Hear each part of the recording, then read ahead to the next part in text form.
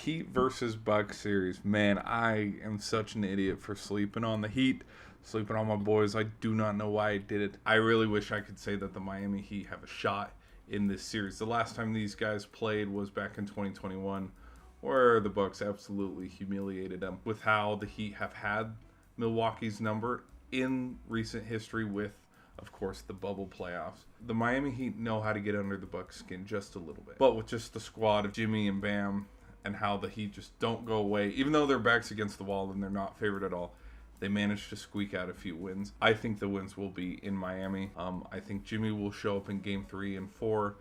And so then the series will be tied 2-2. And everybody will go, hey, wait a minute. Hold on. We got a series here. But ultimately, the MVP frontrunner for the Bucks in Giannis. I think Giannis is going to take over in Game 5 back in Milwaukee. I did not feel like this could have been a squad that eliminated the Bucks.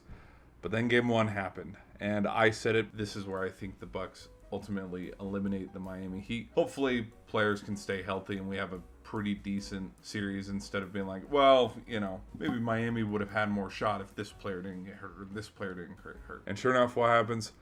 Giannis lands wrong in Game 1, and they end up losing Game 1. A lot of people said, well, in Game 1, the Heat, from the get-go, really controlled that game, even when Giannis was in it. So you can look at it from that approach. What didn't concern me about the whole series overall, same with the Memphis Lakers one, is after Game 2, both of the series were tied at 1 apiece. Game 3, it's pretty interesting because Chris Middleton, led the team in points, but that wasn't enough because the Heat, just in front of their home fans, they were able to rattle off a big win, 121-199, to take a 2-1 series lead. Okay, Game 4 is where this gets interesting because Game 4 was the historic performance for Jimmy Butler, where he set the Heat's, postseason record for the most points all time in a single game. 8 seeds don't beat a number 1 seed. Now they're making, new stats about, the Heat are the first play-in team. 8 seeds still exist. The We Believe Warriors, when the Nuggets beat the Mavericks, or the other way around, that one season forever ago. So it's like there are still shockers and upsets. Rarely. This is like the first time it's happened in a very long time, which is very fun. But where I would say, okay, there isn't an asterisk necessarily on this, is the fashion that the Heat were able to win it, and how the Bucks were controlling Game 4. They really were. They had a lead. And when I tuned into the game, I was like, oh boy, here we go. The Bucks are going to even up the series. Giannis is back. He's clicking on all cylinders. And this team is going. Then Jimmy Butler started to make some buckets. Butler single-handedly alone has carried this team. Whether they've wanted it or not, he has carried them this far. Like, dude had 56, and then the rest of the team, like it showed the stat, like, Jimmy Butler versus the rest of the Heat, and he had like 3 or 4 less points than the whole team combined, which that was really funny to see. They were down by that much, and how late the game was coming down to the final stretch, and how he was able to hit 3-pointer after 3-pointer and just build that comeback, get a stop on defense, shut down Giannis, shut down Middleton, and then turn around, sink another 3, and just build his point total, and just how he was on fire and able to capitalize in the final Miami game at home for that series so far, to build that 3-1 lead, and then to turn around and do it again in Game 5 in Milwaukee. After Giannis did come back, and how well Giannis still performed, what was impressive with this Miami win is how both in Game 4 and in Game 5, when they were the underdog, late in the fourth quarter, when they were down by X number of points, how the Heat were able to come back. First, by shutting down Giannis, getting defensive rebounds,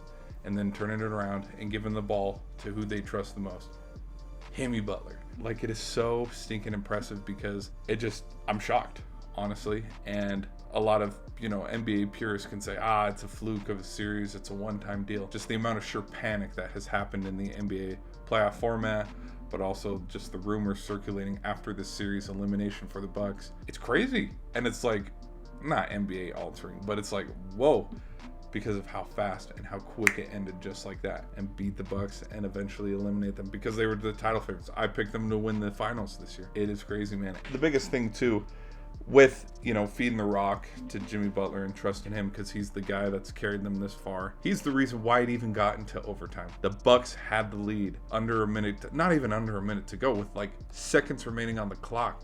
Inbound pass, fade away. He's falling sideways. He just puts up a miraculous shot at the buzzer, sinks it. We go to overtime. Heat capitalize, dominate the Bucks in overtime, and they move on. And personally, that last play, that last series where Allen had the ball at the end, I don't know why Giannis passed the ball. Giannis came up the floor. Nobody was stopping him. Giannis should have drove to the net. Giannis should have put it in, tied it, and then, we play a second overtime. They get the lead. They hold on defense. They win it. Series is 3-2. Now we're going back to Miami where we let, whatever happens in game 6 happens in game 6. There was a feeling where I felt like, yeah, Bucks can definitely come back and make this a 7-game series, but just the Miami Heat, they shut them down, and that is so impressive. I'm rambling now, but Jimmy Butler, man, the biggest unsung hero in this playoffs alone. And I knew they'd fight to at least 6 games, but for them to get it done in 5, that's impressive. That's really impressive. Note to self, hey, whatever they're ranked, if they're the 8th seed, 7th seed, 5th seed, 1st seed, don't sleep on the Heat. Quit sleeping on the Heat. And another thing too is, this could have, looking at this series also and how it ended, is this is the worst team for this team to run into for the Bucks, because it's like if the Bucks ran into the Raptors, if the Bucks ran into the Bulls, if the Bucks ran into the Nets, even any of these other teams, Bucks would have made easy light work of them. Giannis would have gone down and then came back in game 3 or 4 or 5, whatever, and that team without Giannis would have been able to get and sneak out a few wins. But because of how much a fun rivalry has formed between the Heat and the Bucks, since the 2020 bubble, and how the Heat just know how to beat them, that's what also makes this really fun too, is how it's kind of like if the Lakers play the Warriors, where even though the Lakers are the 7th seed and the Warriors are the 6th seed, it's like these are 2 evenly matched teams. Bucks and Heat on paper, they are 2 evenly matched teams, even though the 1 seed just, way overly favored the 8th seed as the Heat. The history of these 2 teams playing each other, that's what made this like, nope, this is going to be an even matchup. And somehow, some way, Jimmy Butler, definitely the thorn in Giannis' side. He's the, Isaiah Thomas to Michael Jordan for Giannis, and it's awesome. I thank you for listening to me ramble this long, and I will try to catch you in the next video. Peace.